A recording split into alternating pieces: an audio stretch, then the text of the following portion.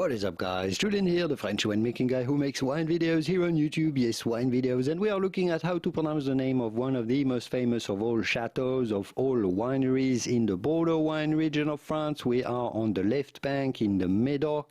We are to the north of Margaux and to the south of Pauillac in the appellation of Saint Julien, looking at how to pronounce the name of one of the best Saint Julien wines, which is Château Beychevelle, together with some of the other of the top estates in Saint Julien, which are Ducru Beaucaillou, Léoville Poiferré or Léoville Lascaz.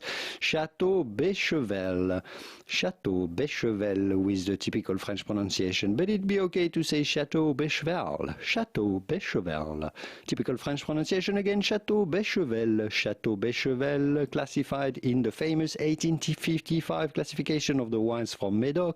If you want to learn more about it, about this classification, here is a video explaining it all, and if you want to learn more about the wines from Saint Julien, here is another video around this. I hope this video was useful, and I will see you soon in the wonderful world of wine. Au revoir. Bye bye.